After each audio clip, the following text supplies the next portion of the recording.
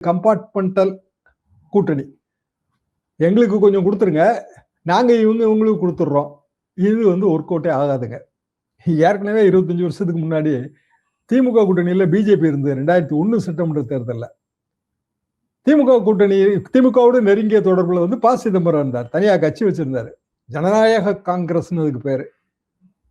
அவருக்கு பிஜேபியோட உறவு கொண்டாடுறதுல அவருக்கு இஷ்டம் இல்லை. அதனால கூட்டணிக்குள் கூட்டணின்னாரு. அதாவது திமுகவோடு ப. சிதம்பரம் கூட்டணியில் இருப்பாரு, திமுக பாரதிய ஜனதாவோட கூட்டணியில் இருக்கும். இப்படியான ஒரு ஒப்பந்தம். அது விசாக்கு தேரல. அது பெரிய ஃபெயிலியர், அட்டர் ஃபெயிலியர். என்ன காரணம்னா, கூட்டணி என்பது தொகுதி பங்கீடாக இருந்தாலும் தொண்டர்கள் இணைந்து பணியாற்றணும். ஓட் ஷேர் இருக்கு. மேஜரா ஒரு ஊர்ல நமக்கு இவ்வளவு ஓட்டு இருக்கு, நம்ம கூட்டணி கட்சிக்கு அந்த ஓட்டு அப்படியே வில்லாம விரியாம கிடைக்கணும். அப்பதான் பயன். ஆனா இந்த கூட்டணிக்குள் கூட்டணி கம்பார்ட்மெண்ட்ல எங்களுக்கு கொடுத்துருங்க, நாங்க அவங்களுக்கு கொடுத்துறோம், இதெல்லாம் வேலைக்கே ஆகாது. அது அதிமுகவுக்கு நன்றாகவே தெரியும்.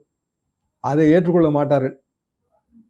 ஆனா பாரதிய ஜனதாவுக்கான ஆசை என்னன்னா, ஆசைன்னு சொல்றதை விட கூட அது ஒரு யதார்த்தம். அதிமுகல இருந்து பிரிந்து போனவங்க, நீக்கப்பட்டவர்கள் எல்லாரும் ஒன்னா சேரணும். அவங்களுக்கு ஒரு ஓட் பேங்க் இருக்கு. இப்ப ஓபிஎஸ்ஓ, டிடிவியோ, கேசிபியோ நிறைய பேர் வெளியில இருக்காங்க. முத்திரைய சமுதாயத்துல நிறைய பேர் இருக்காங்க. அதிமுகவோட பாரம்பரிய ஓட்டு வங்கிங்க அது. எல்லாத்தையும் ஒன்னா சேர்த்தா அது தொகுதிகளில் வலிமையை பெருக்கும். அடிப்படை கணக்கு தான் இது. இதை தவறுன்னு சொல்ல முடியாது.